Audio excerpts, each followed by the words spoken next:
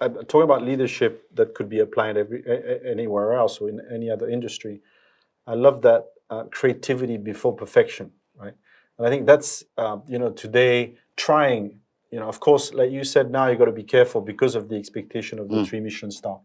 Sure. But you still do this somehow, but for every season, right? Yeah, we have to. And you have to try, right? Well, sometimes, I don't want to say people are lazy, but sometimes chefs they want to play a little bit too safe. Right. Because they say, no, we can't risk. We play the safe card. We have our recipes, and these dishes are proven. These dishes people like. They enjoy these. And they cook the same food all the time with few small changes here and there, but the food is basically the same, which maybe it's nice because people like and they come back for specific dishes.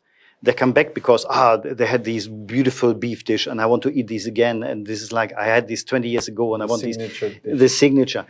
We don't have this for a very specific reason. And I said, no, I don't want this. I don't want this. I want to keep pushing and we want to do new things. It's too boring. For me, it would be way too boring. We can't serve the same food all over again. And I would say, fortunately, this idea also, I believe, is a part of our success. Because people want to come back. They want to see what's the new menu. They want to see and they want to experience and they want to learn and say, what's the new menu? I have to try the new menu. We have a lot of repeating guests. They insist to try every menu. They come here for every menu since years. And I think this is, especially in an environment like China where people have, I don't want to say they don't have patience, but they want to see the new. What's new? Now, what's new? Right. And if I go back to Europe, in places like France or Germany or Switzerland, people go back to a restaurant for a specific dish, and they go back for even families. They go to a place for generations, and because it's traditional, which is very nice, which is fantastic. There is definitely the room for this, and I love these kind of traditions. But here it's different. People get bored. People get bored very easily, and then say, you have the same menu? We don't need to come back. The creativity here is actually, in all other industries, is going super fast, right? Innovation, creativity, and doing something different. It's extremely important. So, we'll come back to creativity, but I want to ask you a question. I mean, you're the only 3 Michelin star in Shanghai. In China, there's 3? 3 currently, yes. 3 currently. So the other 2 are Chinese restaurants. Yes. Now, my question to you is, you've seen, and I'm sure you are with them. You've tried their restaurants. They invite you to events together. Sure. Now, how have you seen the evolution of, kind of Chinese regional cuisines, right, at that level of gastronomy the last 10 years? Well, there's an amazing development, and when I first came to Shanghai in 2004, 2005, we tried obviously everywhere. We've been traveling and we tried a lot of restaurants, but the kind of finer type of local cuisine at that time, my opinion, was still missing. There was not really existing. Sure, we had already like elegant local Chinese restaurants, but I strongly believe with the launch of the Michelin Guide in China, this gave really a kick. This really gave a kick.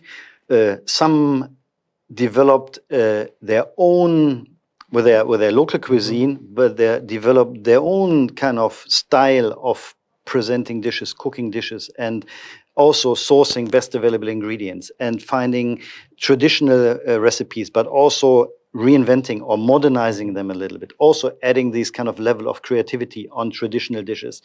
Chinese cuisine is still very, very traditional, and the different type of cuisines, if you're looking into now a very fashionable Fujian cuisine, or if you're looking into the Cantonese cuisine, it's still extremely traditional. But then seeing chefs who also kind of to push the level a little bit and change presentation a little bit, and not just copying techniques or adding dry ice on dishes that you have a little bit smoke. The dish, it's about the dish, about the food, and about the produce, and that's really there's a big development. It's interesting. I was lucky last week. There was a forehand between Dadong and Alain Ducasse. Yes, I saw. And I was invited, and I had the whole menu in the kitchen, in the chef's table. Amazing. It was amazing to see it served. And 13 years ago, I was at the same dinner at the Eiffel Tower. I was invited by Mr. Ducasse at the time. Anyway, cut the story short, I tried this sea cucumber with this, I mean, just incredible sauce. I mean, the layers, there was just such a long finish to the sauce and the texture. And I tried this, and I was telling my friend, he invited me to this Imperial Cuisine restaurant. I can't pronounce the Chinese name, but and it's one of these Shunde style of cuisine, like 2 days ago.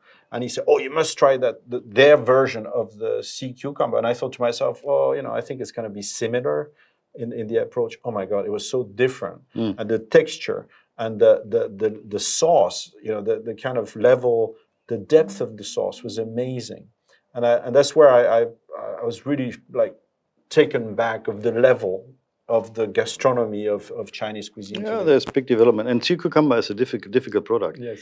And you need to find the right one. Usually they're using the dehydrated and rehydrating, and then these braising, and then adding the right ingredients to braise and to get the texture, which is tender but still has a bit of a chew, and it's complicated.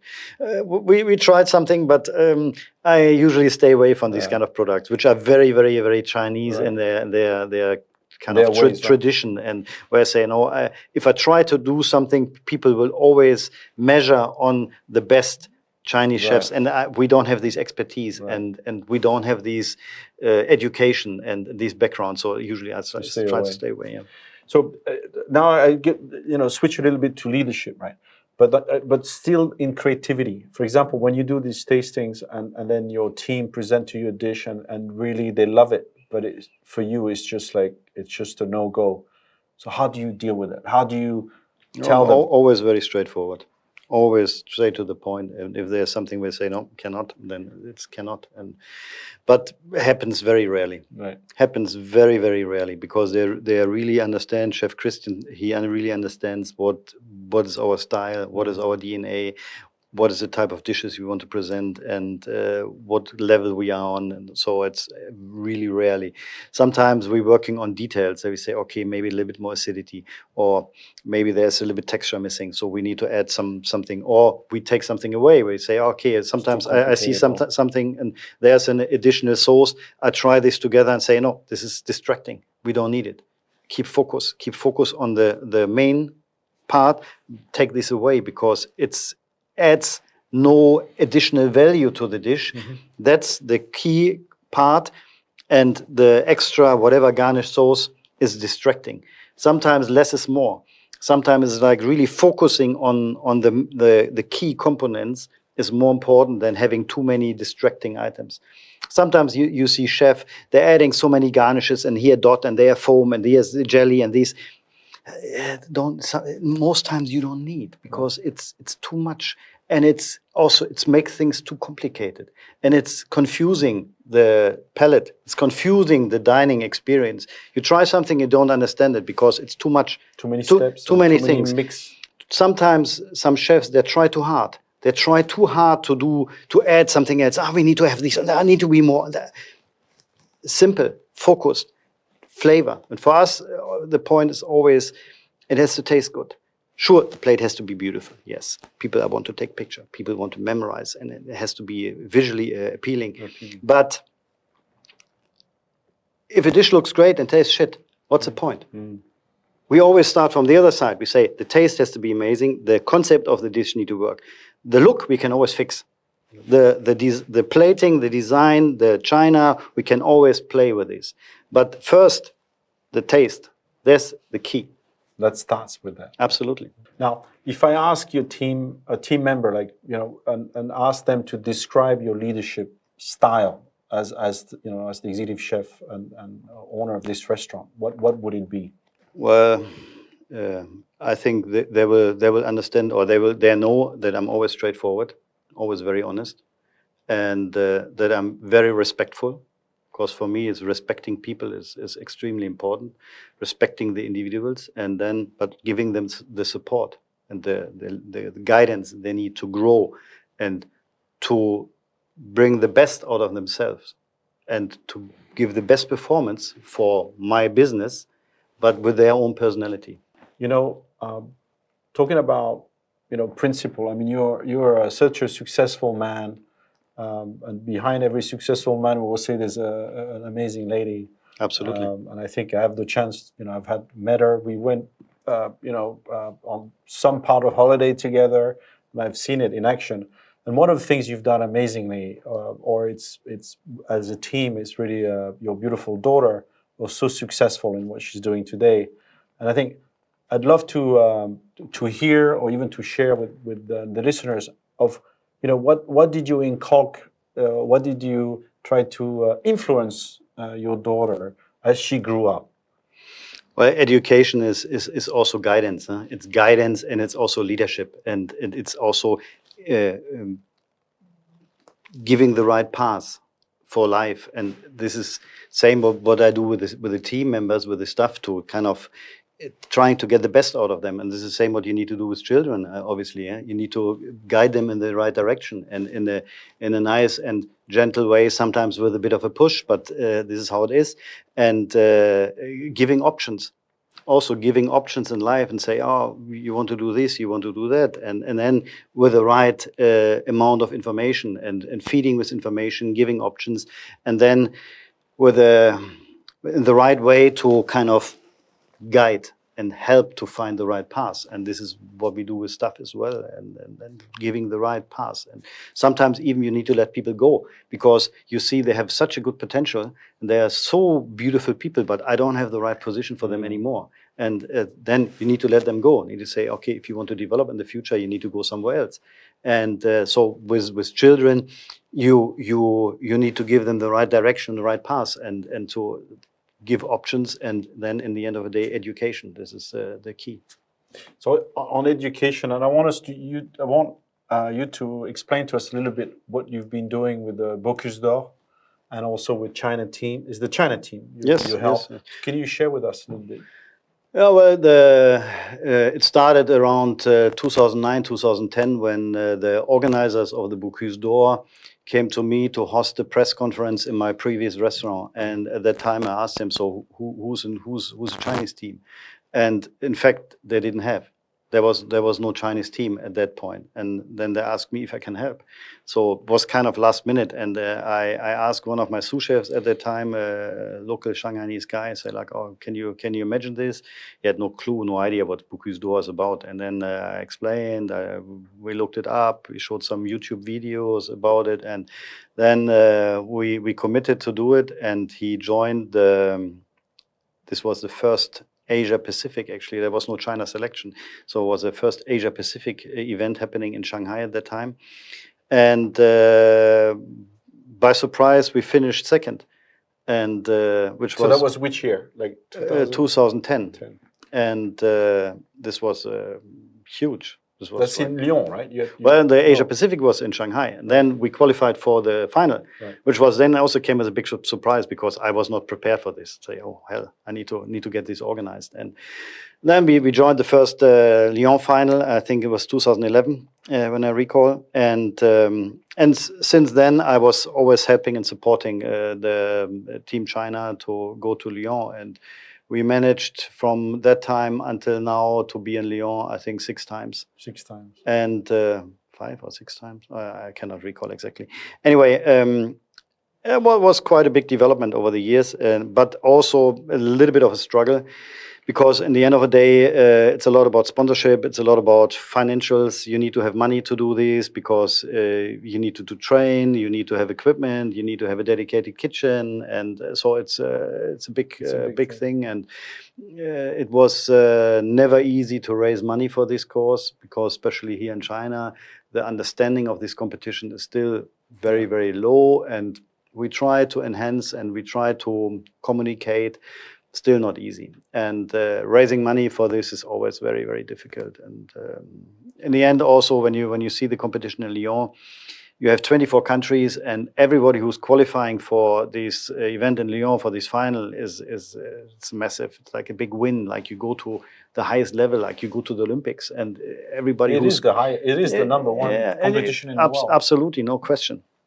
But on the same moment, you have the top performers, the top teams, who have big budgets, who have a lot of money and they spend a lot of time in preparing training. They have a lot of support, a big organization, and so they have a massive advantage. And when you see then the other countries who are come from like China or Asia in general, or some other small countries, so there's a big gap. There's a very, very big gap, and which can be a little bit frustrating when you see them performing and doing an amazing job, and then seeing like countries like China, where we end up always somehow in the last positions because we just don't have the time, practice, budgets to get prepared for this. So this is a little sad in the end. But this is how it is. This is how these competitions are set up. But it's an amazing event when you go there to Lyon, when you see these massive hall, you see 2,000 people watching and cheering up. It's like a noise, like in a football stadium. And when you see these chefs cooking there in these 5.5 hours they have for preparing the dishes, the skill level is mind-blowing. Right. It's really mind-blowing, and it's something where it's really, really, really amazing. I think it's one of the best events ever. It's something I'd love to go and see. I mean, talking about kind of devotion to craftsmanship.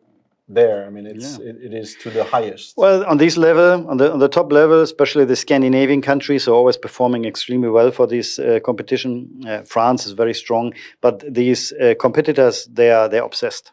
They're really, really obsessed. Obsessed with perfection. Perfection, preparation, all these details.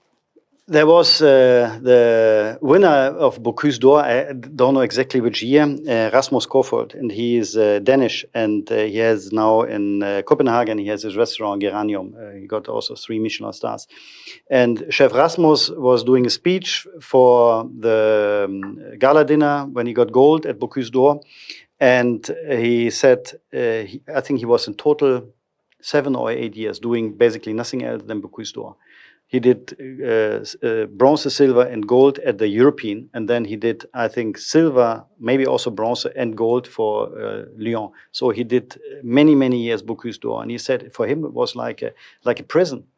The Bocuse d'Or was like a prison because he only could walk out when he got gold.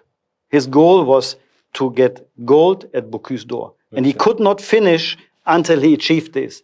When he achieved gold at Bocuse d'Or, the prison door opened. So this was for him. He got stuck in this, and he was obsessed with this.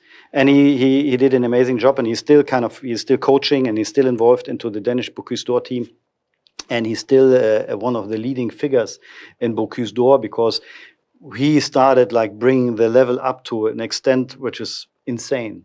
It's really insane. And these are stories of Bocuse d'Or where you have a few of them. It's absolutely amazing. When a couple of years ago, the American team was winning, Chef Thomas Keller, he was so emotional, and he was so relieved they could achieve this. And it was such a big success for the American team, where they started also about 10 years ago with basically nothing, and like built the team, and Chef Thomas Keller and Daniel Boulud, and they've been behind it, pushing it, and a really amazing success story where they have this big non-profit organization in the US where they do fundraising events over the year, and they do a lot of activities, and they're supporting young chefs. And in the end, it all goes back to the same idea, the spirit of Chef Paul Bocuse, where it was about supporting talent, supporting young chef, giving young chef opportunity to do a competition. And that's the spirit. And this is what I'm happy to do here in China in a small scale, to support young chef to be able to compete in these competitions and then maybe go to Lyon. Winning in Lyon is a different story. Well, I think, don't give up, continue supporting. And then I want to help too now. So I want to help you. And it's an amazing. It's exciting. I think this is, I don't know if you know this, but I'm actually French culinary, CAP cuisine, BP cuisine. I'm a chef originally. Oh. But then I realized it was so hard. I went into management. So it brings me to once a chef, always a chef. Always, that's what it says. Well, that's what somehow that's what has kept me. The secret of my career is that everyone saw me like this manager, this general manager, but actually deep down, I'm a chef originally, and I learned this from my dad. Opened 25 restaurants and bars. Still today, 75. He just opened a pub. in Oxford, where he still cooks and everything. Yes. And my dad always told me at the time, he said, Christoph, before you do a restaurant, you need to learn how to cook, really know how to do it. Otherwise, it's very difficult. So, but it brings me to, we've spoken about all the successes, right? Can you share with us, when you have something that doesn't work, how do you turn around? How do you change your mindset? Well, in the end, sometimes things are not working out as planned, and starts in the small, can go to the big.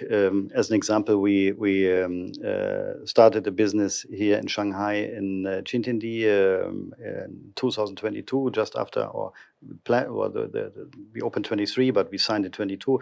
It was just after COVID. Actually, even though during COVID, China was still not too bad because people spent money, they could not travel, business was good. And for some reason, it was a little bit longer story, but I made this decision to open the Stiller brand in Xintiandi again.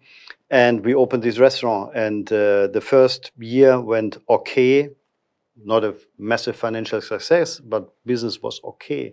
But it was already difficult because it's a very expensive location and you have to operate 7 days. You do from basically a whole day operation. So labor is intense, rent is high. So you need to have very high traffic. And it was not a fine dining restaurant. This was very casual. It was like a bistro, really bistro, like low spending or low to medium spending. And especially this segment is quite difficult now because in this part, people are saving. And last year, we faced very difficult business. The beginning was already extremely difficult, and then it was piling up, and then you're losing money. So your cash flow is very difficult. And I'm responsible. It's my business. Very difficult decisions. And then I had to make a decision at a point where I said, like, okay, I'm jeopardizing my entire business, like not only one restaurant, I'm jeopardizing my entire business, or I make a decision, which was very painful. So I closed it. I closed it last year in summer. And this was a very difficult decision. I lost a lot of money because this was my own investment, this was my own money.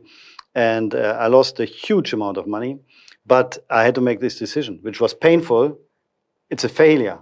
A failure is always painful. Opening restaurants or opening a business is always. And how do you change your mind on this?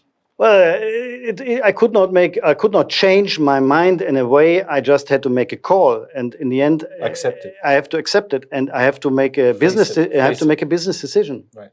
And I was fighting with my wife. She said, "No, we should keep on. We should try. It will become better." I could not see it would become better. I could see it would only become worse because in the end, debts are piling up, and you need to pull the plug at a point. And I had to do it. It was painful. I had to say, no, we have to stop it. And in the end, you need to try to take out the emotions, right, which is not easy because this business is very emotional. We're dealing with people like on both sides, staff and customer, and we are creating these kind of nice moments. Place. Exactly. And but a business is still a business. And if you're losing money, it's no business. And if you're constantly losing money, you need to make a decision. And so this was a business decision I had to make. I tried to keep the emotions out. It was hurting my pocket. And it was very, very difficult for me to do this. But yeah, but like you accept it, you face it, and then you move on, right? You have to. You have to move on. And you have to close this chapter and see, okay, move on. Next step. The other thing that always, I've known you, I think 2008, I think the first time when I arrived here. And one of the things with the both of you, you are hardworking people. I mean, I've always seen you working so hard, so dedicated. And I think it's an interesting point because, especially for new generations, I think even today, even with social media, even with technology, whatever you do at whatever industry, I think that all successful people got that thread. They all work hard. Where did you get that kind of inside you? Is just natural, or? Well, to be honest, I don't see work as work. I don't see work as a burden. I don't see like I have to work, and I enjoy what I'm doing. And I think as long as you enjoy what I'm doing, it doesn't feel as a burden. Right. Like some people go to work and say, I have to go to work. Oh, I don't want to go to work. No. So basically, find something that Yeah, I you think love, right? Or it's a passion. you're It's passionate about, about. it's about the passion, and it's also it's a wonderful industry we're into. Like we are creating beautiful moments for people. We are creating memories. We're creating situations where people enjoy and have a good time. And this is sure it's a job, yes, but for me it's part of my life. Right. It's my lifestyle.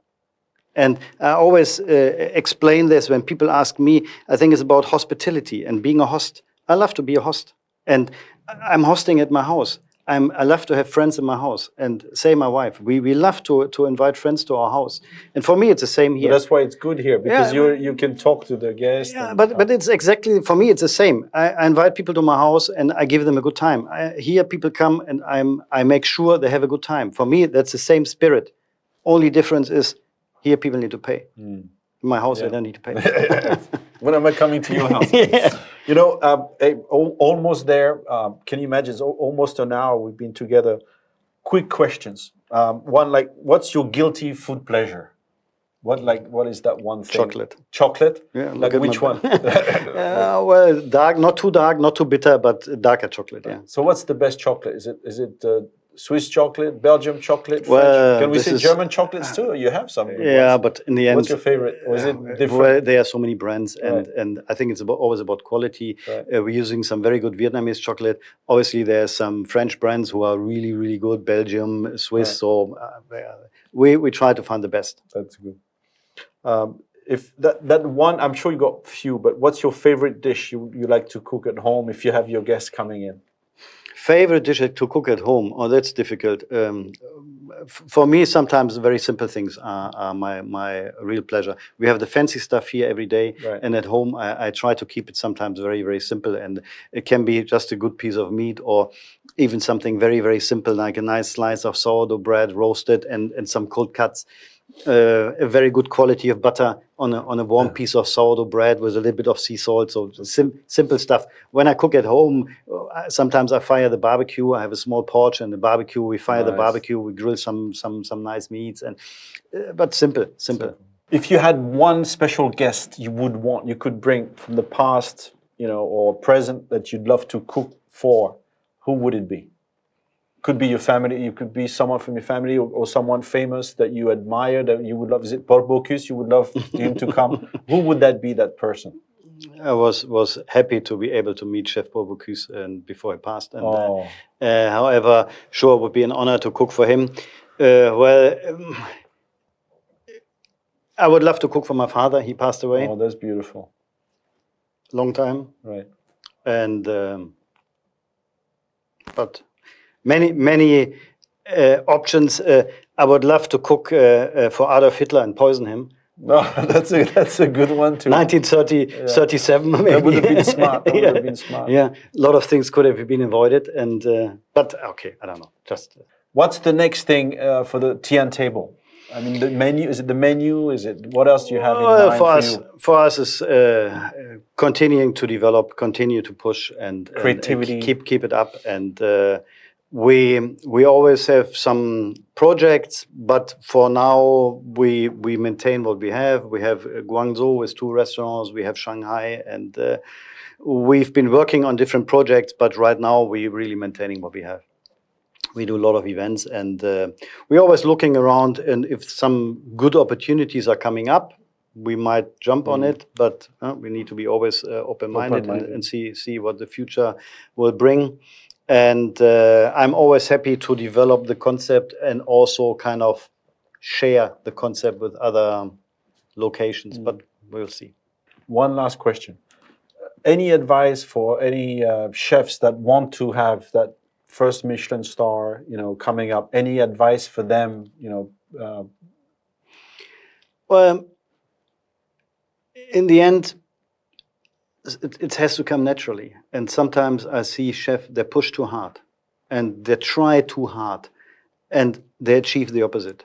They don't achieve what they could actually achieve. And trying too hard, meaning like overthinking and pushing in the wrong direction. And I think it has to come naturally. It has to come from the heart, and it has to develop. And it takes time. It's not happening fast. And Well, I'm turning 60 next year, and we just got four years ago the third star, and which is like I never expected in the end of the day. But it's something where you say you can't be 25 to achieve this. You need time. You need to have the experience, and you need to have the understanding. But you need to have the energy and the drive to keep going. Sometimes also people give up too early. They see, it's not happening and it's not working and business is difficult. And we struggled here at Timetable for many years, and it was the first 4 years been very, very tough and very difficult. But I kept going. We didn't make any money, and I had to balance cash flow, and I had to make sure we pay supplier, we pay the stuff, we pay the rent, and we just barely managed. But I keep pushing. So resilience. I mean, you were really resilience, resilient. and you need to keep pushing. And if you give up too early, and this is sometimes not only in business, also in life. Sometimes people give up too early. Too early. And you need to give it a chance. You need to give a chance. You need to push. And even though it was not easy, I was still pushing the level. And then it happened. Then the business developed, and then it got better. So because you got the first star when was it like? We opened in 2016, and this was the first year of Michelin. Basically, we had the first star after 4 months, right. And then we continued, and we had the second star after, I think, 3 years. Let me think about it. 16, 19, I think 19. I think 19. We got the second star, and then 2 years later they gave us the third. Which again, what I said before, we haven't expected and planned for this. Nice and. When we got it, I thought like, okay, it's not true. We are not on the level. And right now, I would say I believe we are on this level because we also improved a lot, and we still kept pushing. And right now, I think we are definitely on this level. The beautiful news is I'm going to be back every month for a week. So I'm going to book and come and experience the 3-star experience. Well, I only tried the 1 Michelin star and 2 Michelin star. You need. That's really it's a big development. It's really an evolution we went through. It's really a development and evolution, and where we are now is where I'm extremely proud of.